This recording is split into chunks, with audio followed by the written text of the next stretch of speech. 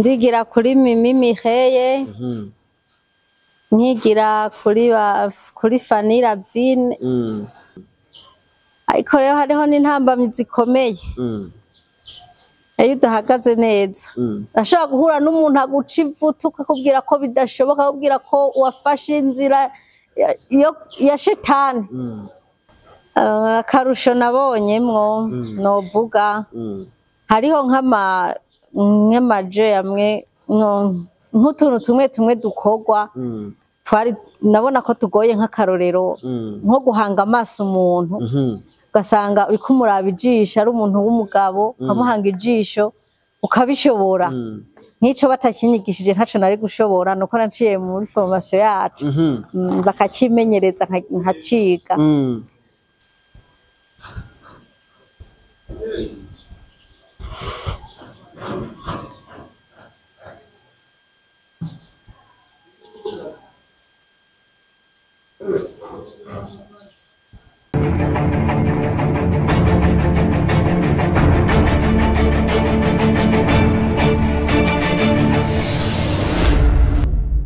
Hello guys, muraho murameze neza. Nako turameze neza turashima Imana kwa kundi nyene. Shishikara twenyegeza entertainment. Ubona neza yuko ibintu biba bimeze neza cyane. Ubona ko imbere yacu, imbere ya kamera turi kumwe no mwigeme cyangwa umumama mwiza cyane. Ubona neza yuko afise surire nziza cyane. Karabemereye yuko muri D5 Media TV nimwabandanya mugira subscribe, like, share and comment kugira ngo ibiganiro tubashikirize bishikaye gushika kure. Tuzoguma tubazanira ibindi byinshi, impano nshasha, impano nyinshi kuko Uburundi bwacu buratunze, Uburundi bwiza butotaye. Abarundi barabuzi yuko ibintu bimeze neza cyane. Kwa turamukije aba diaspora bari muri ku mugabane wa Buraya, ndavuga Amerika, ndavuga Canada, ndavuga Europe, ndavuga muri Australia no muri Asia. Bose bati big up sana, turabakunda cyane murazi nimwe ba boss bacu, turabubaha cyane gose, ibintu biba bimeze neza cyane.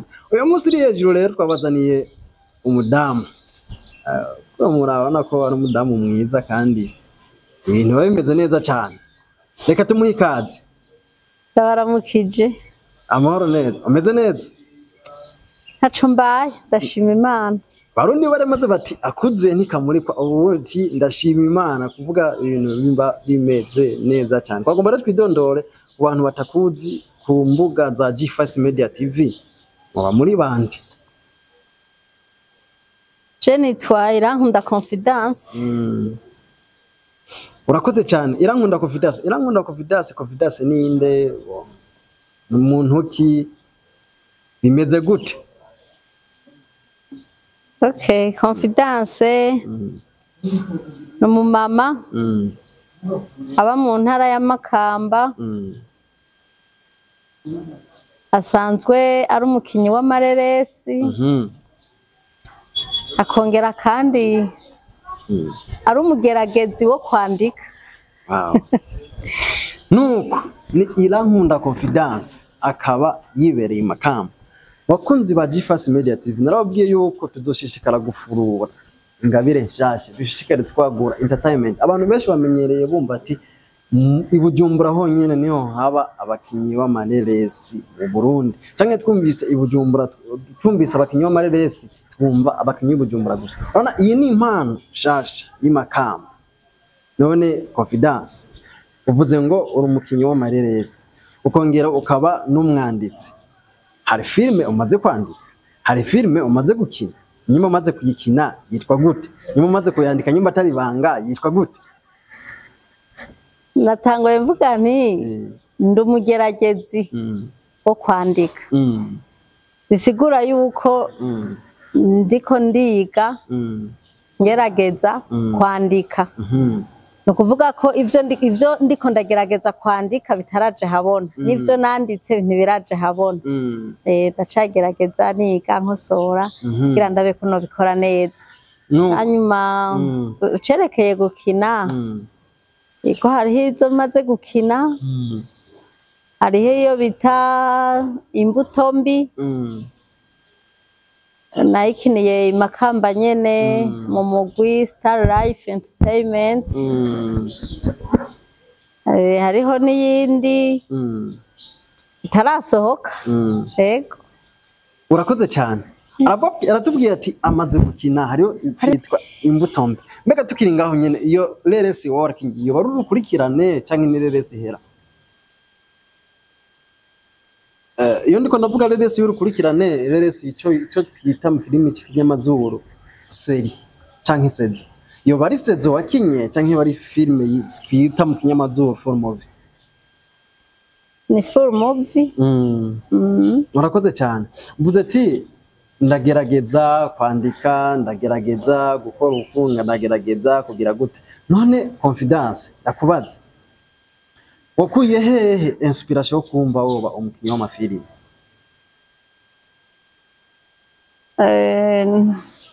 Nabanje ubwa mbere kuzikunda nkazirorera, hanyuma ndiko ndazirorera nkagenda mbona hariho inyigisho zinsigira. Hanyuma rero ntangura kubona ko numva umenga muri jewe no bafise inyigisho notanga, nkaba mbona kandi mu mareresi bisiga inyigisho jewe sinozitanga nshishije mu mareresi. Ntangura kuvyiyumvira gutyo,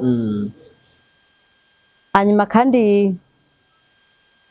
nkaza ndabona aho babikinye hantu hamwe hamwe kubuzi bakoresheje amareresi kubuzi, nkabona ahantu bakinye nkavuga nti harya ahantu umenga nari kuhakina gutya yaba ari jewe, nkavuga nti ariko harya sindi bushobore kuja gukinamwo, ariko nkaca ngumana inyota ati kumenga bijya je nari kubikina nkigisha abantu nkabikina gutya. Niko rero kumva norondera uko nobijamwo nanje. Urakoze cyane. Akubwira Confidence ati natanguye ndabirorera mu mateleviziyo canke nkabiraba ku bandi bantu nkabona ingene bakina, mvuga ati nanje burya hano ajya ahantu burya kibanza ndakigiyemwo noshobora kubikora neza cyane. Bakunzi ba G5 Media TV, aha tuvugana twabasanze mu kazi, twabasanze mu location bariko barakora filme ndihweza cyane, ndavuga ati uno muntu afise impano mw'abantu bantu bapromota mukunda kuduza impano. Ino mpano ije ari nshasha cyane, kandi ino mpano uburyo kindayibona ni impano izobiteye imbere mu myaka itari na myinshi, mu myaka 5 iri imbere. Ni impano izoba ifunika isi. None reka ndakubaza, nuwahe muntu wigirako w'umukinyi wa sinema au niveau mondial canke au niveau national? Ndigira kuri Mimi Mireille, nkigira kuri Fanny Lavine, narigiye kuri Arvera, hariho n'abandi nigiye ko tarabo mu Burundi bo mu Rwanda, nk'Abanyambo, abo nyene. Nuko Confidence atandukanye n'aba bandi bakinyi b'amareresi canke n'abandi bantu bifuza gukina amareresi bikarangira bavyipfuje gusa. Wewe ntiyipfuje gusa, yaranashize no mu bikorwa. Nuko nkiyo dusubiye inyuma gato, iyo filme Imbuto Mbi igaragarira hehe urubuga rwayo? Iri kuri Star Life Entertainment. Hariho n'iyindi nibagiye. Umbe ni na nyinshi? Nari nayibagiye. Nise yitwa Ubusa Gusa. Yoyo iri kuri Irankunda Confidence Official. Unafise na channel? Yego. Urakoze cyane. Mwabantu mwe murabona ko bya bintu bicoroshe. No muntu yavuze ati jewe kugira ndabikore neza, reka jewe nikorere channel yanje ndanayite n'izina ryanje. Nukuvuga bakunzi ba G5 Media TV, urumva ko bifite channel yitwa Irankunda Confidence Official. Afise filime yakinye yitwa Ubusa Gusa. Nubusa Gusa canke Ubusa Gusa? Nubusa Gusa. Nubusa Gusa ni filime yise Nubusa Gusa. None iyo filime mu ncamake wayise Nubusa Gusa kubera? Kubera iyo filime inyigisho zirimwo zerekana yuko ivyo kwisi naho twokwigarisha tugitwara uko dushatse, ko tudafise Yesu vyose ari ubusa gusa. Oh, nico mu ncamake mwashatse kuvuga. Murakoze cyane twebwe twumvise mu Burundi tukumva ngo nubusa gusa nyene tukumva nyene ibintu biraho ataco bimaze ibintu bya bene oya. None confidence ndakubaza. Uyibona hehe mu myaka 10? Soba nteye imbere. Maze kwigisha ibintu byinshi kandi maze guhindura benshi. Ndavyizeye. Wumva ufise inguvu nyabaki canke wumva uzokora iki ubwira uhindura abantu benshi cyo vuga ati iki kintu nagikora nzohindura isi. Inguvu za mbere fise ndafise abantu.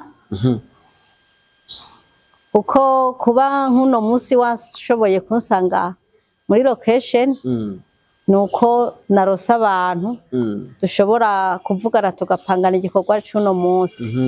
Hanyuma kandi ndafise n'abantera intege kambwira ati bandanya twabonye bijya wakoze ko ari vyiza.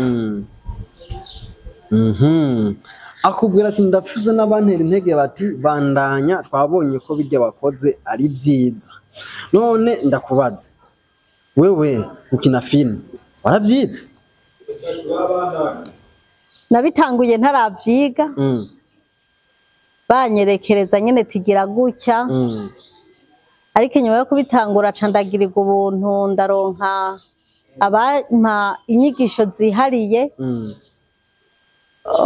bo muri Buja Santabu baranyigisha amajedacteur ndiga ibitari bike uko hariho nk'ivyo mbonayo ntaba naragize ntaraciye mwizo nyigisho ntari kuba ndabishobora.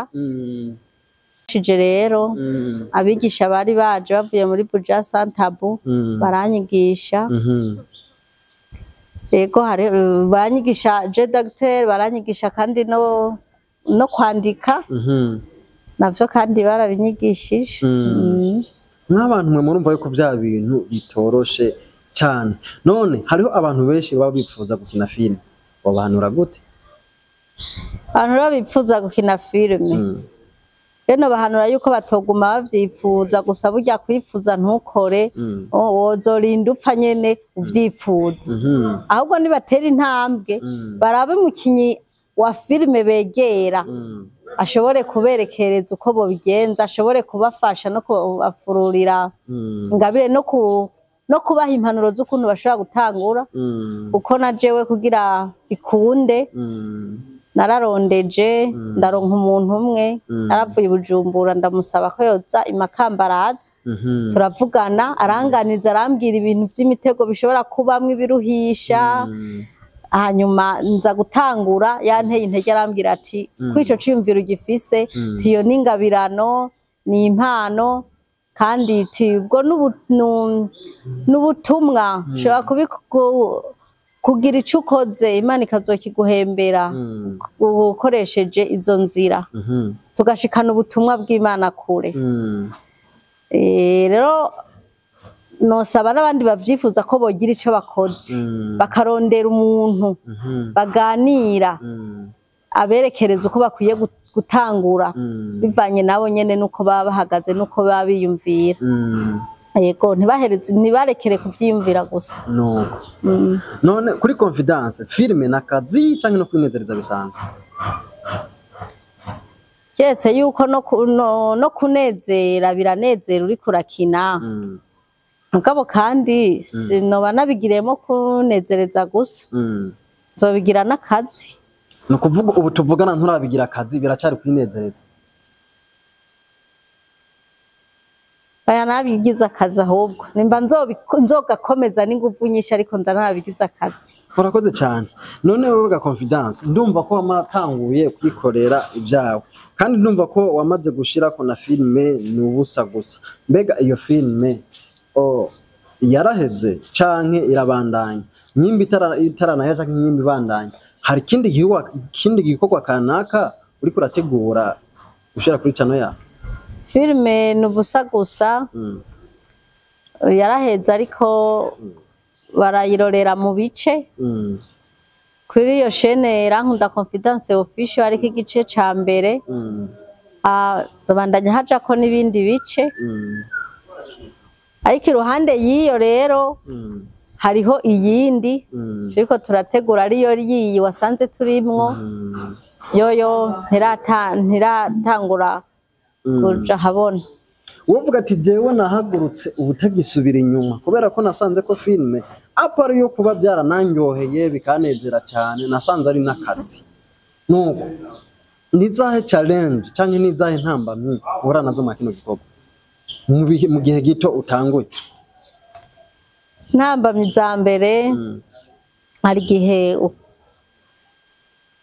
ubura uburyo bwo guheza muri tournage ugasanga nyene uburyo ni buke kugira mushobore guheza ariko rero hariho n'intambamyi zikomeye iyo udahagaze neza ashaka guhura n'umuntu aguca ivutu akakubwira ko bidashoboka akakubwira ko wafashe inzira ya shetani yo kuja muri gehenomu utazoja mwijuru kina filme. Ico rero niyo bavuga ni intambamyi ikomeye cyane kuko ushobora guca unabiheba burundu ucitse ivutu ukiheba akaguca intege umuntu.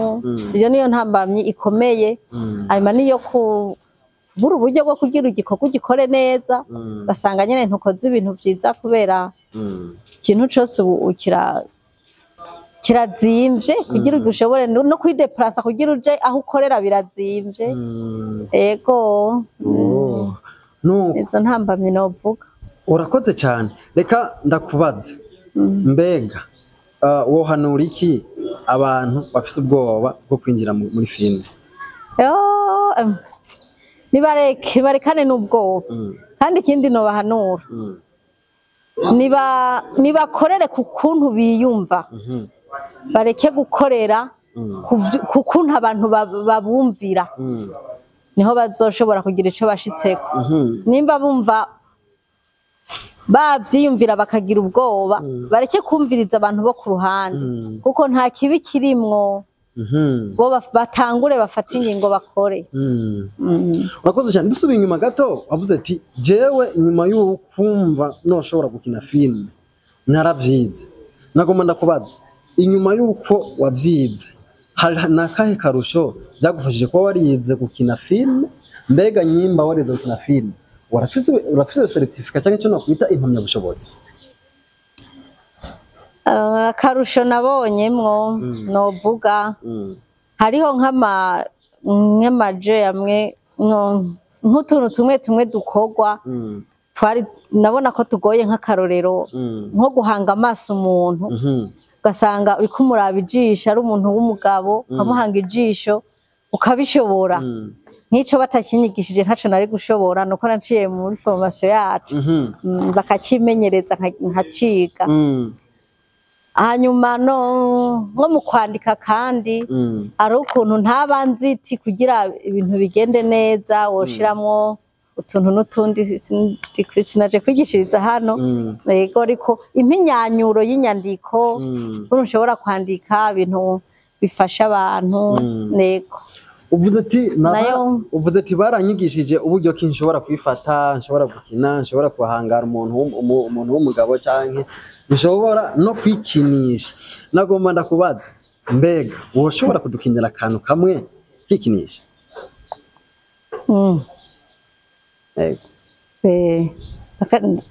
Ndakashobora. Action.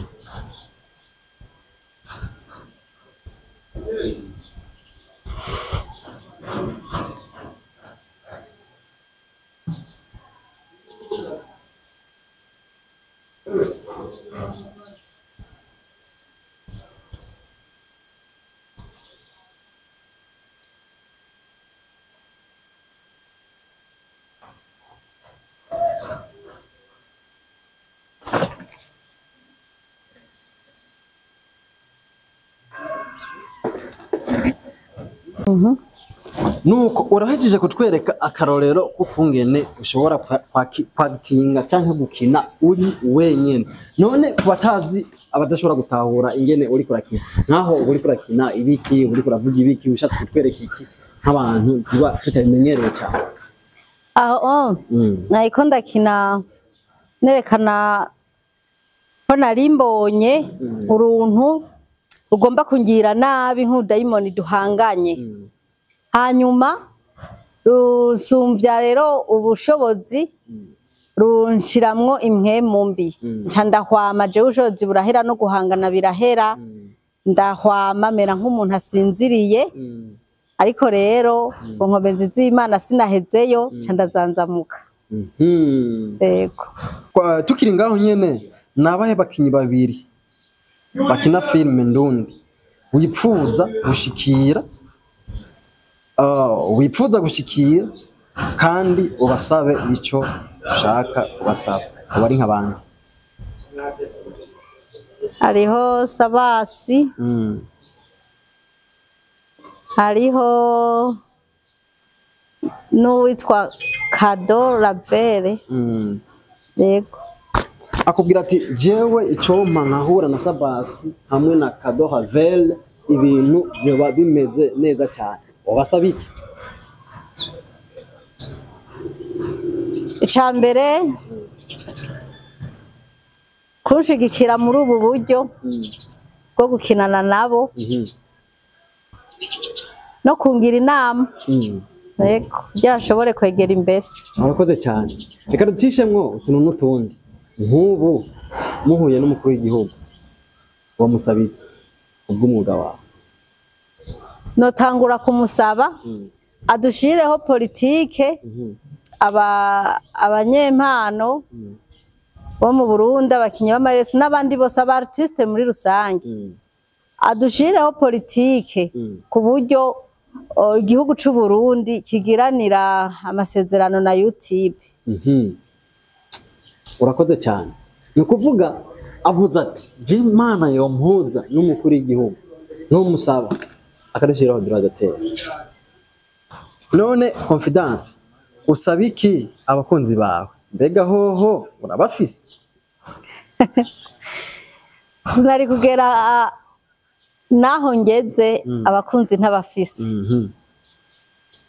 ndabasaba abakunzi bakomeze kuntera intege bagire amakomantere aho bitagenze neza bahambarire kugira ngo nshobore kugenda nkosora banterera ivyiyumviro bashigikire abo bishoboka ego urakoze cyane none uwosaba iki diaspora usabye kuko entreta hano aba diaspora bora dukurikirana aba muri Amerika muri Asie muri Europe Canada na Australia hose ndetse no ngaha mu karere ka Afrika y'ubuseruko niki wosaba abariko baradukurikirana ejo no basaba nuko uwufise inguvu wese abona afise ico ashobora guterera muri uyu mwuga gukina amareresi ashiremo inguvu hariho abo mbona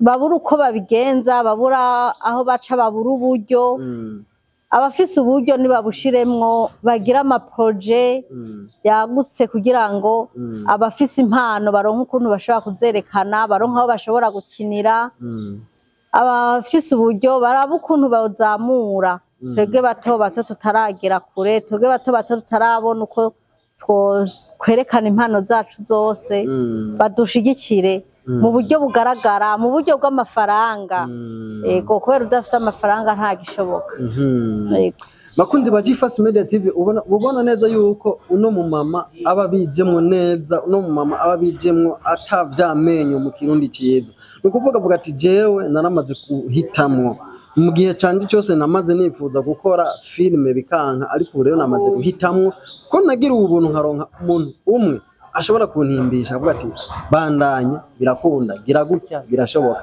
gira nuku birakunda akashikira avuga ati bantu mukunda ibikorwa bya sinema ariko mwebwe mukamata mwanya mufise nimuzana amafaranga yanyu dukore kukwera ko twebwe turakunda ibi bino bikorwa bakunze ba GFAS Media TV mushishikare mukora subscribe like share and comment kino kiganiro gishikira abantu benshi cyane ndabinginze cyane kubera ko urumva ino ni impano nshasha ko nababwiye dushishikara twenyegeza entertainment uko bwije kugira ngo tubandanye tubereka bishasha no munsi nishikiye imakamba nishikiye imakamba mubibona yuko ibintu biba bimeze neza cyane nababwiye ntangura nababwira ati abakinyi ba filime ntibari Bujumbura gusa oya no mu ntara bariho gusa babuze aho bashobora kugira gute kuvugira nuko niki orangiza ubwira abakunzi ba Confidence n'abakunzi ba filime ndundi muri rusange.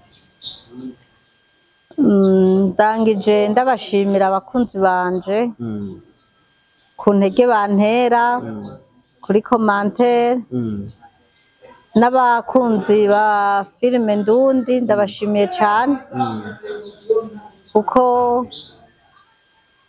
bakwiye gushimirwa kuko baradufasha cyane kuko tuzikinye ntibazirorere naho kandi ntaho byodushikana abakunzi muri rusangi rero Imana ibampezagirire.